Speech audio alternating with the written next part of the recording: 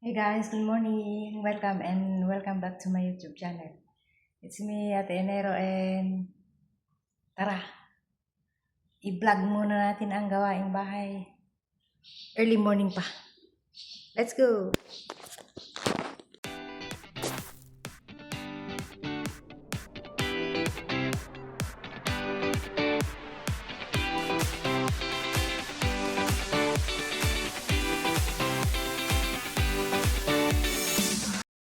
And alam nyo mga auntie, hindi ito yung phone na pinag-vlog ko ng vlogging ko sa YouTube. Kasi itong camera nito ay magalaw. Hindi maganda sa video. Pero pag picture lang, okay naman. Kasi yung isang phone ko na pinambablog, iniwan ko dun sa repair shop kasi hindi gumana yung switch niya.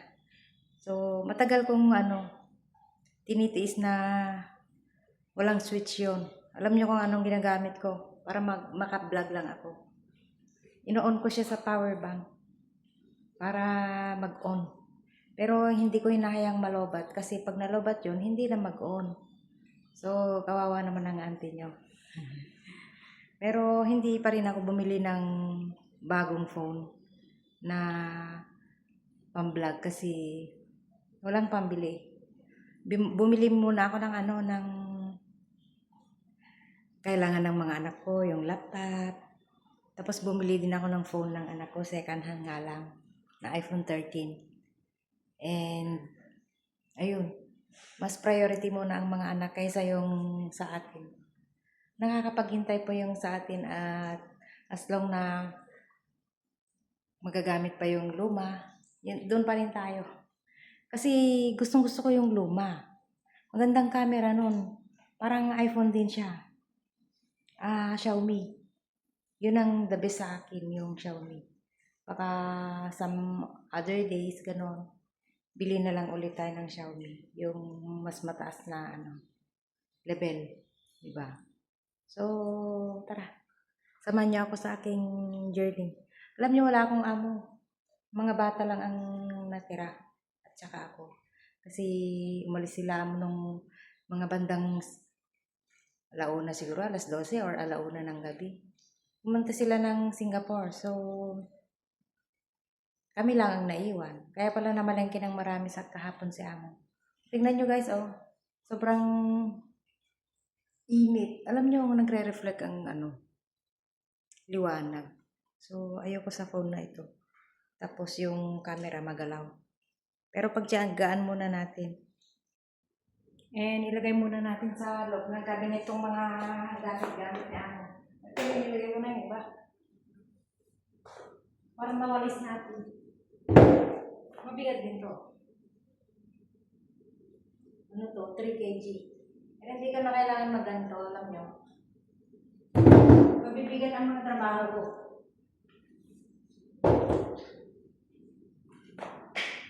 Tapos ito, ang 10 kg. So, hindi ko kailangan itong mga to.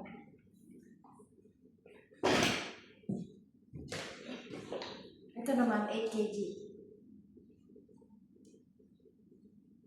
Pero hindi ko kailangan din. Kasi more than 8 kg or 10 kg ang mga binubuhat ko. So, I don't need it. Sila lang sila lang ang may kailangan dyan. Pero ako hindi na. Kasi sa trabaho pa lang bubog na tayo. Bubog sarado ang trabaho ko. So, hindi ko kailangan mag-gym. Kasi, parang mas higit pa sa gym ang ginagawa ko. Tapos, ewan ko itong mga to. Dumating kahapon si Ana. Galing doon sa, ewan ko, sa shop. Or sa sa shop niya or sa bahay na luma. May mga ganito siya. Galing Pinas tong mga to RDL. Extract, papaya, whitening, and body lotion, vitamin E. Tapos may RDL pa rin siya dito. Night cream. Ewan ko kung para saan yung mga yan. Parang package naman. Baka may nagpasalubong sa kanya. Hindi natin alam. Pero bakit gano'n? Made from ano siya? From Pinas na made from Malaysia, parang gano'n. So, hindi na natin mangyari. Tapos may mga trousers. Basta ayusin lang natin. Magwawalis ko tayo.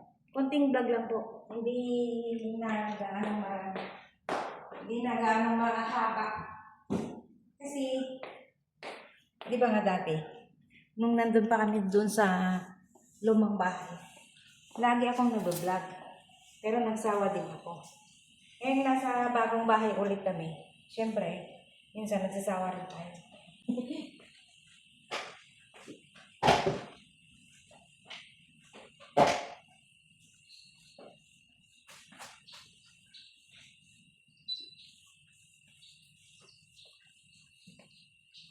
Tahimik ang buhay.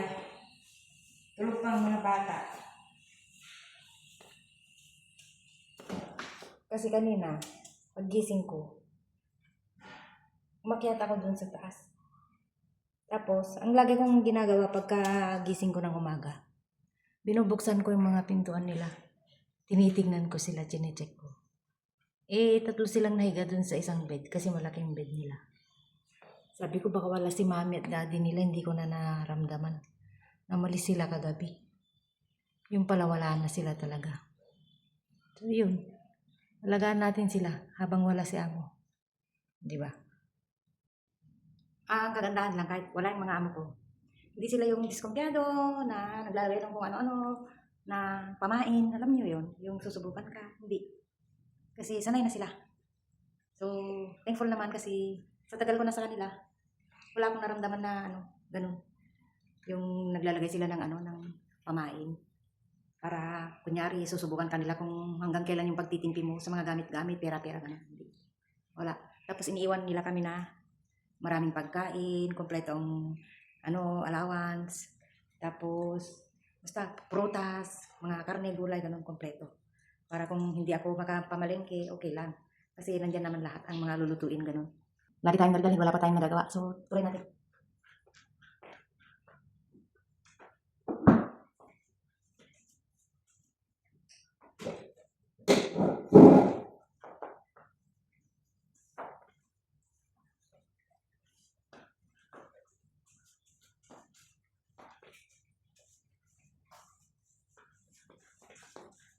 Maluwang ang bahay. Hanggang ito galing sa baba. First floor nito, second floor. Third floor ang living room. Fourth floor yung kwarto ng mga bata. Tapos fifth floor doon kay amo. Sixth floor yung showroom. Tapos doon sa roof, pang 7 na hagdan. Doon ako nagsasampay kasi doon talaga yung maluwang na space for sampayin. So yun. Alam niyo ang nahihirapan sa akin. Itong mga to ko, kakakaakit baba. Pero pagka ang trabaho, wala. Kagaan-gaan. Hindi ako masyadong nahihirapan. Yun sa dati lang na walang kahirap-hirap. Pero, halimbawa mga feeling natin, yung mga katawan natin. Tapos sabi ko sa mga alaga ko, hindi ako napapagod sa trabaho. Pero napapagod yung tuhod ko. Sabi nila pareho din tayo, Cheche. Ganun din. Alam niyo ang ginawa namin doon sa China ng 2 araw, sabi niya. Wala lang nag-relax, nagpamasad na magpamasad, ganun sila. Ganun. Ako hindi. Nag-unpacking ako ng nag-unpacking hanggang natapos. Ayun, tuloy pa rin ang buhay, mga auntie. Alam nyo, hindi ko tinuloy ang pagbibideo ko kasi tumawag ako dun sa isa kong anak. Tinanong ko kung anong oras ang klase niya. Kasi first year college yun. Minsan, namimiss ko yung mga banding time namin. Kung mga usapan namin ay. Tapos sabi ko sa kanya, anong oras ang klase mo? 10 o'clock daw. Sakto pala, 9 o'clock na ako nagtawag. Tapos sabi niya, sige mama, at maliligo muna ako. So, hinayaan ko na siya na maligo. Alam niyo yung init, galing dyan sa backyard. Nag-ano siya. Ito. Tuloy ang ligaya. Pero ang tuhod, hindi na maligaya. Kasi, masakit-sakit baba. Mataas ang, nilalakbay natin. Pagka, punta tayo sa baba. Doon sa kwarto ko. Kukuha tayo ng tawag dito, pamunas. Para mapunasan natin yung sofa. Doon tayo nag-vlog. Doon may CCTV. Pero ayan, yung no pansin yan. Huwag niyong pansinin. At asan na nga ba yung aking mga pamunas? Malapit na matapos yung labahin. Ito na, nakakuha na tayo ng wet and dry. Ay, iwi-wet muna natin yung isa. Doon si auntie nyo, nagpa-vlog pa rin. Kahit tingin-tingin tayo ng na kahit nakikita tayo dun sa CCTV, walang pakialaman. Alam nyo, ang amo ko mabait. So, hindi naman niya alam na nagbablog tayo, pero syempre, magpunas na tayo. Wet and dry. Alam nyo kung bakit sinabi kong wet and dry? Mas magandang unahin mo yung dry na pamunas bago yung wet. Alam nyo kung bakit? Para matanggal yung alikabok. Kasi kung wet ang unahin mo, pabalik-balik lang yung alikabok dyan. Tapos kailangan mo na naman gusutin. Tapos iulit-ulitin mo, matatagalan ka. Kung gusto mong mabilis ang pagpunas ng mga alikabok, unahin mo talaga yung dry. Dry, kagaya nito. Para, pinunasan mo na siya ng wet na towel. Konting petiks-petiks na lang. Kasi natanggal na dati pa yung alikabok niya. Alam niyo, natutunan ko ito yung doon sa pinsan ko na nasa Malaysia. Minsan nagdalaw siya doon sa bahay niya amo ko. Tapos marami niyang nakita gawa. Tulungan na kita. Sabi niya. Tapos nagpunas ako. Sabi niya, unahin mo yung dry bago ka mag-wet ng punas. Kasi mas madali ang trabaho. Kasi marunong siya eh. Marunong talaga siya. Kasi marami siyang part-time job. Malinis bahay din. So, na-master na niya, kumbaga.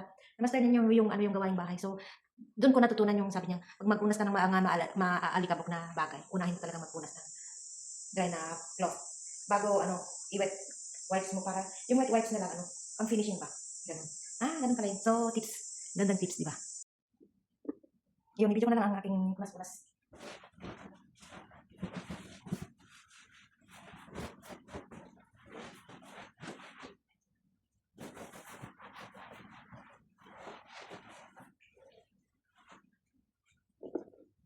Punas tips. Punas tips nila.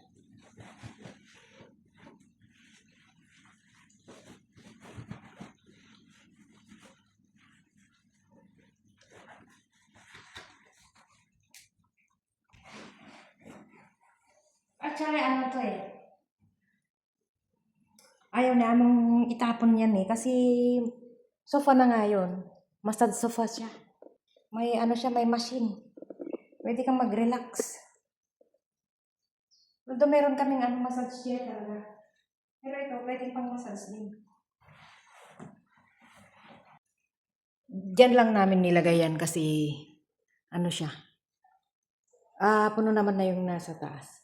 So, dito lang muna siya para may maupuan yung mga bisibisita, gano'n. Although hindi gaanong nagbibisita si amo. Ayaw niyang nagbibisita. Kasi, syempre, hassle din naman pag may maraming bisita. Lalo noon at maliit pang bahay. Pero pag ngayon, okay na siguro, malaki. Okay na. At ayun, magsampay tayo. May hanger na ako doon, naka-ready. Sampay na lang. At syempre, alam nyo, ayaw kong baba at taas. Akyat-akyatan. So, sakit ng tuhod. Kailangan nandun na yung mga hanger ko nakatambay. Pero alam nyo, may nakalimutan ako. Kasi naglagay ako ng malubera kanina sa mukha ko. So, ilamusan natin at mag-sunblock tayo. Para, safe ang itsura sa may arawan. Safe ang itsura launay. Sarado natin ang pinto. Alam nyo kung bakit? Maingay yung washing machine. Maghilamos muna tayo. Kasi pag pupunta tayo sa may under the sun, siyempre mangingitim ulit ang mga mukha. Mga parang dami. Ito pala yung ginagamit ko. Yung bleaching bar ng Hair Choice. Panghilamos ko. Pero okay din sa katawan. Mild lang siya. Hindi porket bleaching bar. Bleach ka na, hindi. Normal lang. Pangalan lang siguro yung bleaching.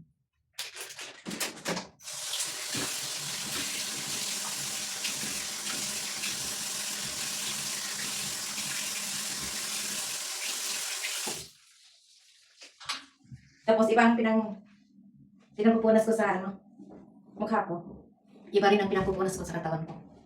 Kasi ang pinampupunas mo sa katawan, syempre lahat buo yan. Ito, pang face lang siya. Di ba? Nakasisilan mo. Kunwari siguro. Pero napapanood ko kasi sa mga reviews, hindi kailangan pampunas mo sa buong mukha mo, sa mukha mo yung buong katawan, yung pinampupunas sa buong katawan. Mali pala yun. Kasi itong mga ganitong towel na pinampupunas sa katawan, maraming germs yan. Eh, yung pinampupunas mo, sa mukha lang talaga siya. So, yung iba, gumagamit na lang sila ng paper towel, yung tissue ba? Yun ang pinampupunas nila sa mga ano nila, mga mukha. Parang daming mukha. Kasi pala yung mga, dito na nga tayo maglagay. Tapos, marami akong sunscreen. Sinabi ko naman sa inyo dati. Ito yung Skin Aqua. Mahal ito, 175 sa Watson. Pero mostly na ginagamit ko, yung tinted sunscreen ng Her Choice. Asa na nga ba yun? Naubos na yata. Pero may binili ako na bagong Her Choice. Parang 3 yata. Pero hindi ko pa binuksan kasi meron pa akong isang tinted sunscreen na ginagamit. Ito, yung Brilliant. Maganda to. Kasi yung isang ano ko, yung isang sunscreen ko na yung Glow Babe. Puti lang siya. Pero hindi siya tinted. Mas okay yung tinted sa akin kasi nandito ako sa baryo. Alam niyo yung baryo, mainit. Yan. Talagang i-coat natin siya ng sunblock, sunscreen. Protektahan ang skin sa araw. Tapos alam nyo, yung sombrero kong malaki, ang ganito niya, nawawala. Hindi ko alam kung saan ko nailagay. Pag hinahanap, hindi mahanap. Pag hindi hinahanap, nandyan lang siya. So, kailangan ko talaga ng sombrero paakyat doon sa rooftop. Para may pantabing tayo sa ulo, tsaka sa skin. Pantabing launay. Nakaingat pag nagtatagalog ako. Lumalabas yung mga malalalim kong Tagalog. Although, lahing Tagalog naman sila nanay. Pero hindi naman nagtatagalog si nanay. Pure na Ilocano ang tungtungan namin sa loob ng bahay. So, hindi mo pa rin pala maaalis yung pagkatagalog na dugo mo. Tagalog, from Nueva Ecija. Sila. So, hindi mo maalis yan sa dugo. Na ikaw pala dugong Tagalog. Pero laking ako, Nueva Vizcaya. Mix Ilocano at Tagalog kasi ang Vizcayanos. So, tara, punta tayo sa taas. Sobrang init, mga ante. Ayun tingnan nyo, sobrang init. Hindi naman naaaninag yung, kasi sobrang init. Sadyang ganito lang talaga ang mga phone na ganito. Super init today. Alam niyo, sarado muna natin ang back door sa kusina. Kasi walang tao dito. Baka may kapasok yung tinatulog.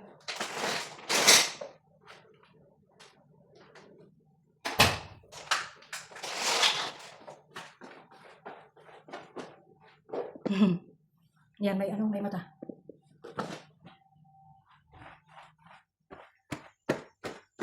Diba?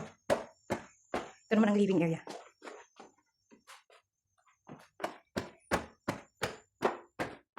Ito naman ang kwarto nila. Mga babae. Mga bata.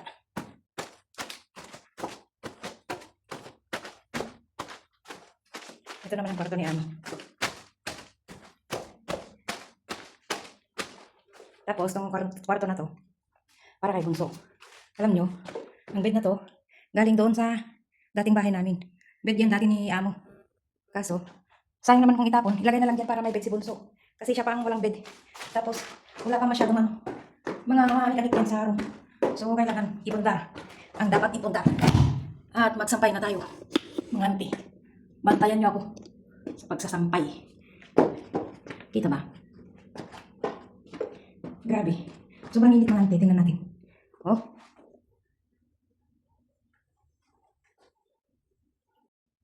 Yan sobrang init. Malamang tuyo ng mga yan kasi nalabhan kahapon. Tapos, pinabayaan ko lang na nakahang. Ayan, tuyo na siguro. At samahan niyo ako sa aking pagsasampay. Sampay-sampayan. Tingnan nga natin ang back camera. Kung paano siya mag-video. Video talaga. Video. Ayan. Set up natin ng konti. Kita ba? Ayan yung hindi na makita yung aking mukha kasi nakakasawa. Ang importante, kitang-kita ang pagsasampay. Charot. Yun naman talaga ang iba-vlog. Charot. Vlogger yan. Diba? Sabi naman dati, Siguro yung mga hindi supportive na kakilala, friend, pero plastic lang na friend. Sabi nila, vlogger yarn. Eh ano ngayon? Mag-vlog ka rin kung gusto mo. Kasi, pag ako na-monetize at nag-viral ang mga vlog ko, nako malamang, ako magbe-benefits, hindi kayo. Charot. Pero alam nyo, maganda rin yung nag-vlog ka. Kasi, nare-relax mo yung sarili mo, yung boredom mo, hindi ka naboboring talaga. Yung talagang, enjoy din. Mas enjoy ang nag-vlog dito sa YouTube. Sa Blue App kasi, nakaka-boring. Alam niyo yung mga pinag-swimming nila ito kagabi. Before dinner, nag-swimming sila. Na-explore nila yung lugar dito. Sa bagong bahay. Na-explore nila kung saan ang swimming pool, hinanap nila. Kasi villa nga ito. Hindi basta-basta. So, yun. Vlog lang ng vlog. Alam niyo, may mga panahon na hindi ako ginaganahan na mag-vlog. Wala akong gana. Parang tinatamad. Sabi ko, nakakatamad na mag-upload, mag-vlog. Pero pag minsan, nanonood ako ng mga reviews, sabi nila, huwag kang tamarin. At least once a month, twice a month, meron. Eh, ako naman ay once a week meron. So, okay pala. Na kahit once a week lang, meron. At least meron nga. Charot. At yun, minsan na isasali ko din yung mga alaga ko sa vlogging ko. So, siguro, nagtataka, anong channel mo ate? Sabi nila. Secret, sabi ko naman. Baka kasi minsan nagsisearch yung mga yan. Tapos papakita kay mami at daddy nila kung anong ginagawa ko. Although wala namang masamang ginagawa. Kaso, baka isipin niya brag ng vlog, yan na lang ba ang ginagawa araw-araw? Pero hindi may date naman yan. Pero sa FB, sa Blue App, kailangan meron yan everyday. Pero namula ng dashboard ko kasi hindi ako nakapag-upload ng everyday. Gawa ng nag-busy ako dito sa bagong bahay. Hindi ko na nagawang mag-upload. Gustuin ko man, meron ng pwedeng i-upload pictures or video na dati pa, na video na. Pero wala akong gana. As in, tinatamad ako. So, hinayaan ko lang muna dyan kasi, alam nyo na, bese ang ante. Alam nyo mga ante, nandito ako sa rooftop. 30 minutes lang natutuyo agad ang mga sampayin ko. Kaya tara, tingnan natin. Itong mga damit ko, kahapon ko lang nilabhan. Pero feeling ko, tuyo na. Kasi sobrang init.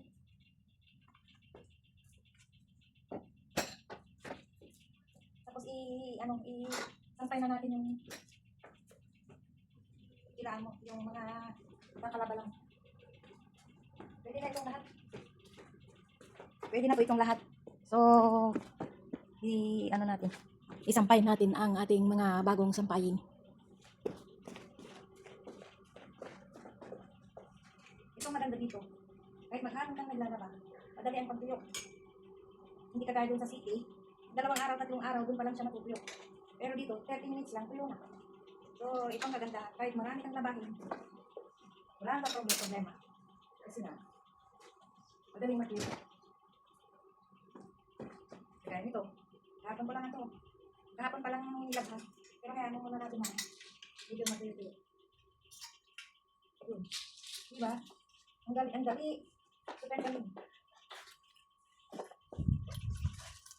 Tapos, i-try na natin labhan mga school bags ng mga alaga ko. Although bumili naman sila ng bagong school bags, kaya lang maganda siyang magpatuloy dito. So,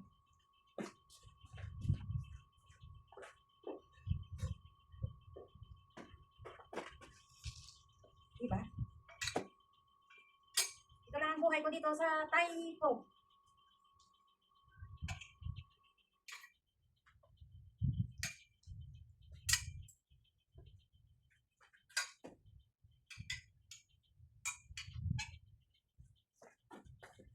Yan, mga auntie. Balikan natin yan after 1 hour. 1 hour tuyo na yan. Kasi, swimsuit lang naman. Tingnan nyo ang kapaligiran ko dito. Although, sobrang init. Grabe, nakakasunog. Pero, nakaka-relax. At yan nga po mga auntie. Bababa tayo. Pwede pala itong patalikod. Tingnan natin. Pwede pala itong patalikod. Yung nilaban ko kanina umaga, tuyo na.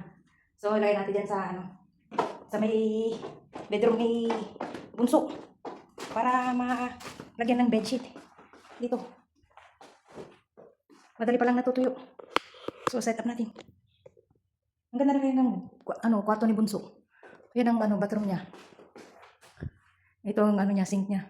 Ang toilet. Tapos dito ang shower area. Yun, may shower, siya doon. Tapos may bidet. Parang dati may jacuzzi dito. Kasi yan ang niya eh. Yan yung faucet niya. Ayan. Set up natin siya. Para maganda. Maganda ang kalalabasan ng ating pagsiset up. Alam nyo, ang room na to, parang siya, showroom. Dito na ako maglilitik ng gamit magtutupi. Pero lagyan muna natin siya ng video. Para mas maganda.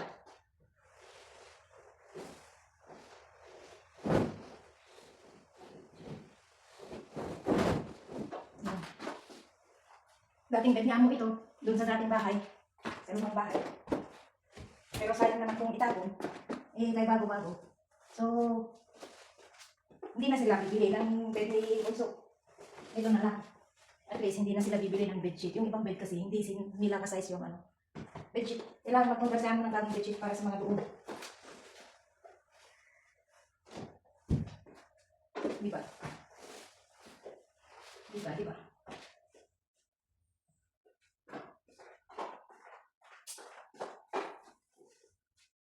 Para may ligpit natin yung mga damit. Tapos, ihiwalay natin yung mga damit ni Bunso doon sa store room. Ilagay natin dito para alam niya kung saan siya kukuha ng mga gamit niya, damit niya. Lalo yung mga pasyal niya. Okay lang yung uniform kasi wala pa naman pasok. Ayan, tapos na. And then, lagyan natin siya ng comforter at unan. Lagyan siya.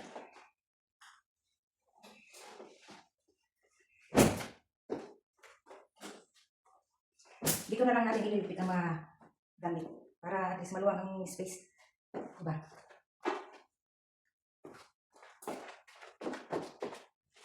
Sabi ni Bunso, takot daw siyang matulog dito kasi sa laki, sobrang laki. Hindi naman talaga ito kwarto na pang isang single tao lang.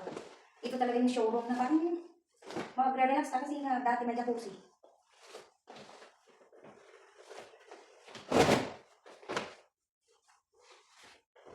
Diba? Simple lang talaga yung pag-organize ko sa mga gamit-gamit, pagtupi ko ng mga damit.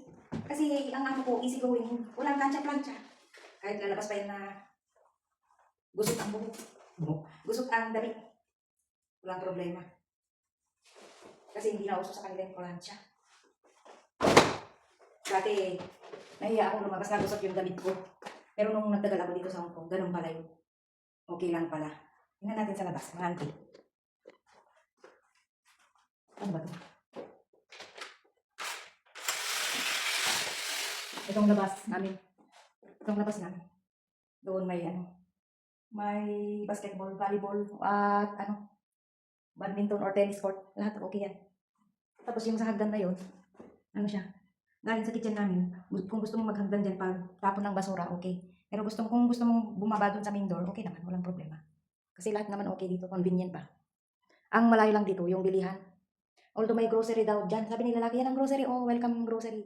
Pero lakad pa, lalakarin mo pa ng mga 5 minutes. Ganun. So, ayun. Pero try natin next time, or mamaya, or pag may time. Lalakarin natin, bibili tayo ng kung ano-ano, tinapay, ganun.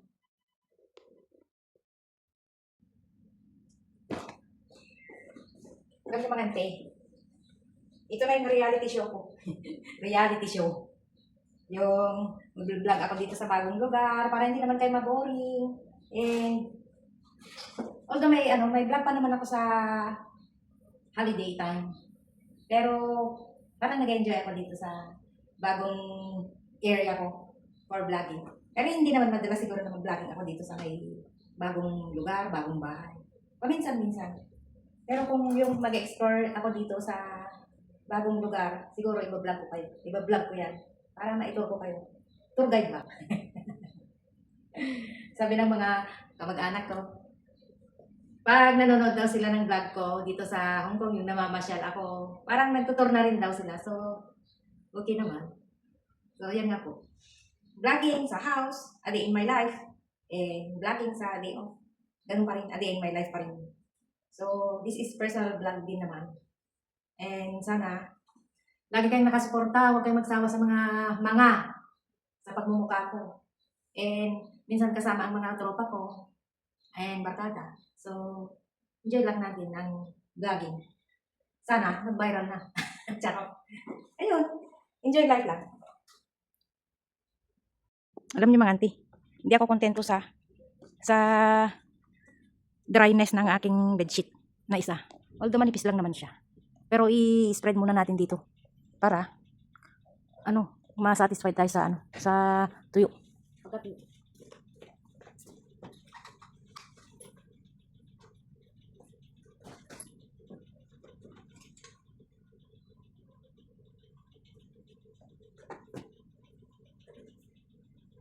Halfway na.